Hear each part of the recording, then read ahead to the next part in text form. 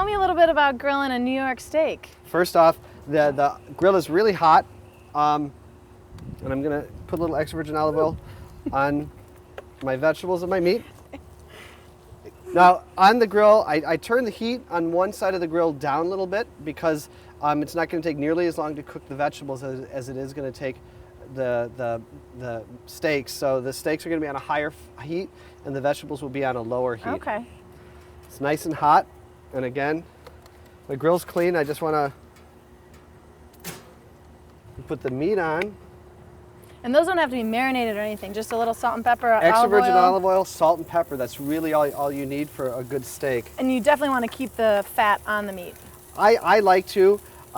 If I'm cooking them as a roast, because there's a silver skin in here, just like I was talking about in the flank steak, I'll cut that off when it's done. But I like to keep it intact with the fat on there, so as it's cooking, it kind of bastes a little bit. Okay. I'll put the vegetables on the lower heat side. I'm going to cover this up. It's going to take a little while to cook. Let me make sure I have seasoning on the other side as well. We'll just let that sit, and we can talk a little bit about this wine. All right. But we've got the Terlato Angel's Peak, and this is actually coming from Napa Valley. And this wine is going to go awesome with this meat. I mean, that's high quality meat. This is high quality wine. Absolutely. But what we got going on in here is this is primarily Merlot. And what their intention was when they were creating this wine was to model it after different regions within Bordeaux.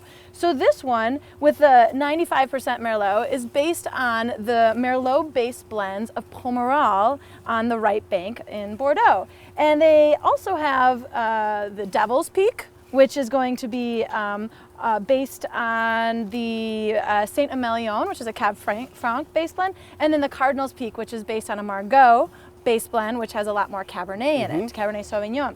But I think if you bring this one to a barbecue, you'll be everyone's angel, because this wine is just brilliant.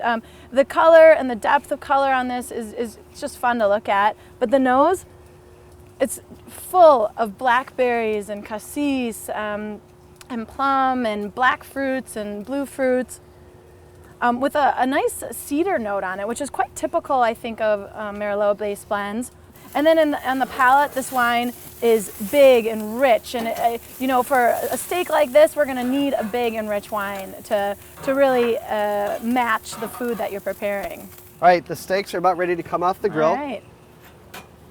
And again, as we were talking about with the flank steak, we really need to let these steaks sit and rest for about 5 to 10 minutes. The tannins in the wine, the richness of the meat are going to be a great match, a great foil for each other. I'm really looking forward to this pairing. Let's give it a try.